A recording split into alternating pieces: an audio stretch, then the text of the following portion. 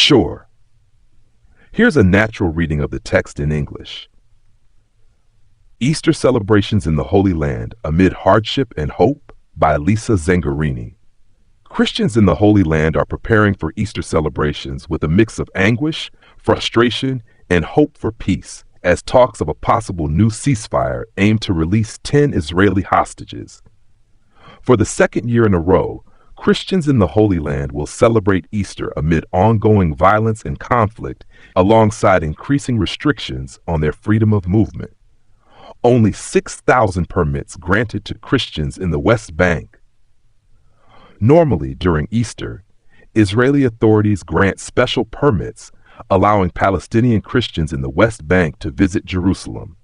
However, this year, only 6,000 permits were issued, valid for just 1 week, despite around 50,000 Palestinian Christians wishing to celebrate their faith at the holy sites during this deeply important time.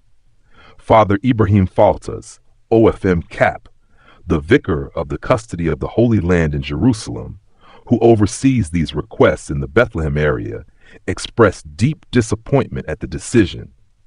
Despite several high-level meetings, we haven't been able to obtain more permits, he told Sir Catholic Agency, emphasizing that West Bank Christians face many movement restrictions all year and long for Easter to visit Jerusalem and pray at the holy sites. In the interview, Father Faltas reflected on the contradictions of Jerusalem, a holy place for 3 monotheistic religions and, at the same time, a center of conflict. Within just a few hundred square meters, the holy places for Christians, Jews, and Muslims echo with different yet similar voices, songs, and prayers. And at the same time, in this same city, hatred prevents the right to profess one another's faith, he said. The coincidence of Easter and Pesach should serve as an opportunity for dialogue. This year, the contrasts are even more striking because Easter, celebrated jointly by Catholics and Orthodox Christians, and Jewish Passover fall on the same day, April 20th. Father Faltas believes this rare coincidence should be a powerful opportunity for dialogue and mutual respect, especially during such a tragic time for the Holy Land.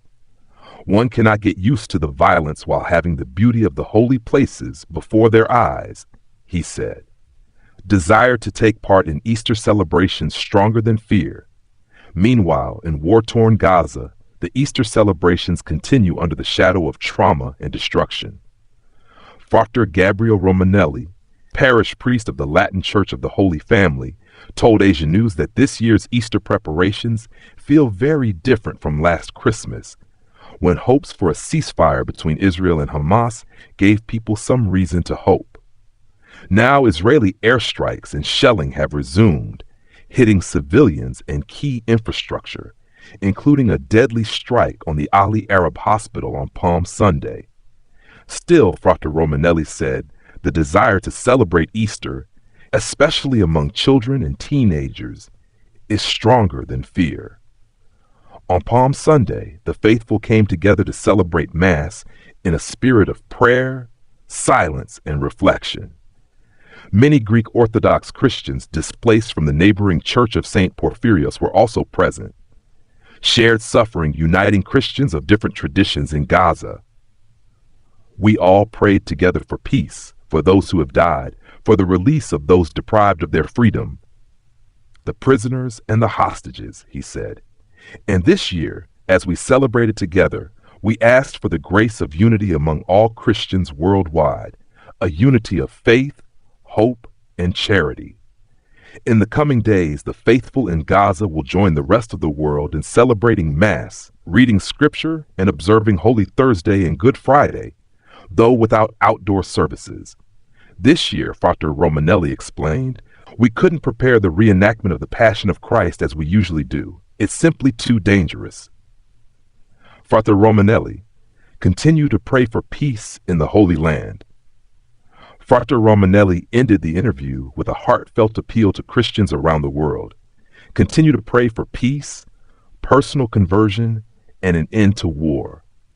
We must convince the world that it is possible to stop all conflicts.